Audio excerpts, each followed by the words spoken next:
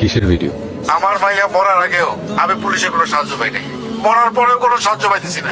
আমি প্রত্যেকদিন টিভি অফিসে গিয়ে বসে থাকি, আমার ওরা গলা ধাক্কা দিয়ে বাইর করে দিছে। তবে আপনি কি আপনার মেয়ের বিচারের আশা ছেড়ে দিচ্ছেন? না, কখনো না। আমি আমার মায়ের বাঁচাতে পারি নাই, কিন্তু আমার মায়ের খুনির আমি ছাড়ুম না। আপনার কথাই রাইট স্যার। একজন ট্যাটু আর্টিস্ট স্যার, ট্যাটুটা দেখে চিনতে পারছি। ভালো নাচের স্কুল চিনো? স্যার আপনি নাচ শিখ। জুয়ের জন্য নাচের স্কুল। ও স্যার দারুণ হয় স্যার, খুবই দারুণ।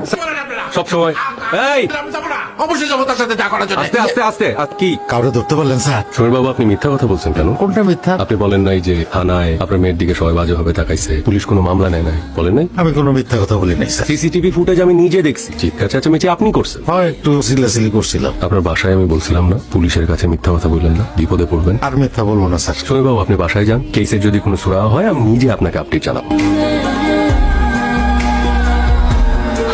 এক্সকিউজ মি, আমার মেয়ে জুই, তাকে এই নাচের ক্লাসে ভর্তি করার জন্য আসে। হবে না, এখন তো এই ব্যাচের ক্লাস শুরু হয়ে গেছে। ও খুব ফাস্ট লার্নার। ক্লাস লার্নার হলে তো হবে না, সবকিছুর একটা নিয়ম কানুন আছে।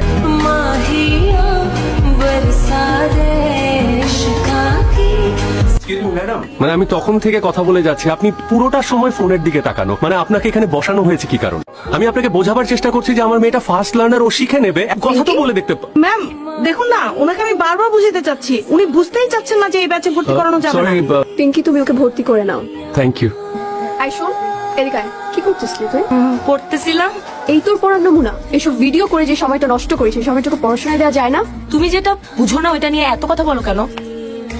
টুংটাং অ্যাপে ট্রেন্ডিং আছে, যে মাইয়ে তোমার লোকে টুইট করে, এই তো ভাইরাল হয়ে যায়। কি যে কন্যা ভাই, মায়েরা যদি ভাইরাল হতে চায় আমি কি করুন ভাই? মোহাম্মদপুর সাগরে নাকি ভাই পুলিশে খুঁজতেছে। পুলিশে তো কত কিছুই খোঁজে, সব কি পায়?